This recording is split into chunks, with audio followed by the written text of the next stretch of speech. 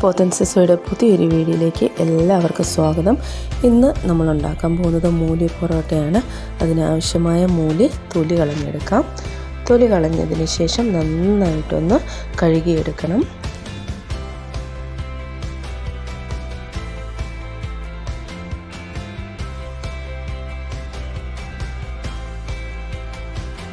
കഴുകിയെടുത്തതിന് ശേഷം ചെറുതായിട്ട് ഗ്രേറ്റ് ചെയ്തെടുക്കാം.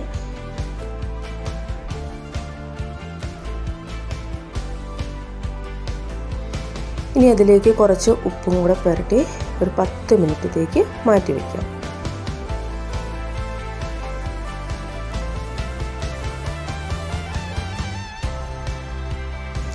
ചപ്പാത്തിക്ക് ആവശ്യമായ മാവ് കുഴച്ചെടുക്കാം. ഒരു 3 കപ്പ് ആട്ടയാണ് എടുത്തിരിക്കുന്നത്. അതിലേക്ക് 1 ടീസ്പൂൺ ഉപ്പും കൂടെ ചേർത്ത് നന്നായിട്ടൊന്ന് മിക്സ് ചെയ്തെടുക്കാം.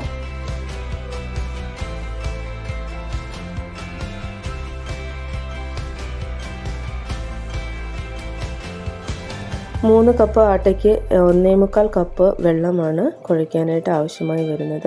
അത് നമുക്ക് കുറേശ്ശെ ഒഴിച്ച് നന്നായിട്ട് കുഴച്ചെടുക്കണം. പുട്ടിനൊക്കെ കുഴയ്ക്കുന്നത് പോലെ നമ്മൾ കുറേശ്ശെ വെള്ളം തളിച്ച് വേണം ചപ്പാത്തിയുടെ മാവ് കുഴച്ചെടുക്കാൻ വേണ്ടിയിട്ട്.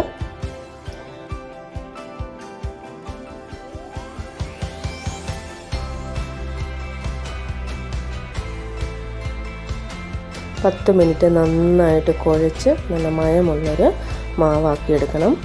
അതിനുശേഷം കുറച്ച് എണ്ണ തടവിയിട്ട് ഒരു ടവൽ കൊണ്ട് മൂടി ഒരു 10 മിനിറ്റത്തേക്ക് നമുക്ക് മാറ്റി വയ്ക്കാം.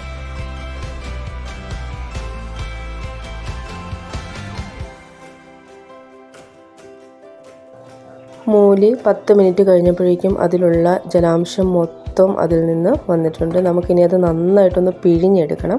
കൈകൊണ്ട് നന്നായിട്ട് പിഴിഞ്ഞെടുക്കുക. അത് നന്നായിട്ട് വെള്ളം പോകുന്നില്ല എന്നുണ്ടെങ്കിൽ ഒരു തുണിയിൽ വെച്ച്, നല്ല ക്ലീനായ ഒരു തുണിയിൽ വെച്ച് നന്നായിട്ട് പിഴിഞ്ഞെടുക്കണം.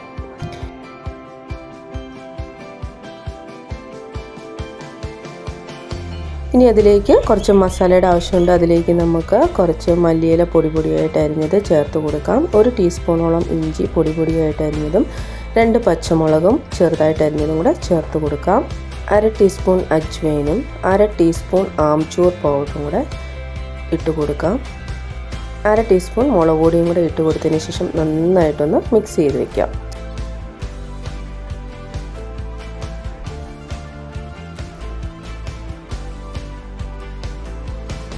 ചപ്പാത്തിക്കുള്ള മാവ് റെസ്റ്റ് ചെയ്യാനായിട്ട് വെച്ചിട്ട് 10 മിനിറ്റായി. ഇനി നമുക്കത് ഒന്നും കൂടെ കുഴച്ച് ഉരുളകളാക്കിയെടുക്കാം.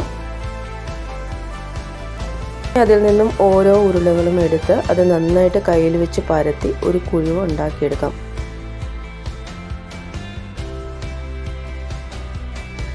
മൂലിയുടെ മിക്സ് വെച്ച് നമുക്ക് കൊടുക്കാം. കൂടുതൽ മിക്സ് വെക്കേണ്ട ആവശ്യമില്ല. കൂടുതൽ മിക്സ് വെച്ച് കഴിഞ്ഞാൽ നമ്മൾ പരത്തുമ്പോഴേക്കും അത് പൊട്ടിപ്പോകും. അതുകൊണ്ട് കുറച്ച് മിക്സ് വെച്ചതിന് ശേഷം അതിൻ്റെ സൈഡുകൾ കൂട്ടി യോജിപ്പിച്ച് നന്നായിട്ട് കവർ ചെയ്തെടുക്കുക.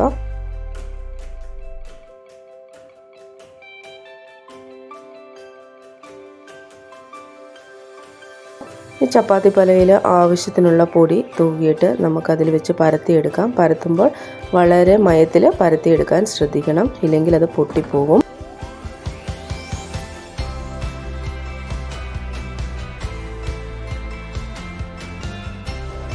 പരത്തിയ ചപ്പാത്തി ഇനി നമുക്കൊരു ചൂടായ തവയിലിട്ട് ചുട്ടെടുക്കാം. ചുട്ടെടുക്കുമ്പോഴേക്കും ഒരു മീഡിയം ഹീറ്റിലിട്ട് വേണം ചുട്ടെടുക്കാൻ വേണ്ടിയിട്ട്. ഒരു തവി കൊണ്ട് നന്നായിട്ട് പ്രസ് ചെയ്ത് വേണം അത് നന്നായിട്ട് ചുട്ടെടുക്കാൻ വേണ്ടിയിട്ട്. അത് ചുട്ടെടുക്കുമ്പോൾ ആവശ്യമായ നെയ്യോ അതുപോലെ തന്നെ എണ്ണയോ ഉപയോഗിച്ച് നമുക്ക് 2 സൈഡും നല്ല മൊരിയുന്നത് വരെ ചുട്ടെടുക്കണം. മൂലി പൊറോട്ട റെഡി ആയിട്ടുണ്ട്. എല്ലാവരും ഉണ്ടാക്കി നോക്കുക. അപ്പോൾ താങ്ക്സ് ഫോർ വാച്ചിങ്.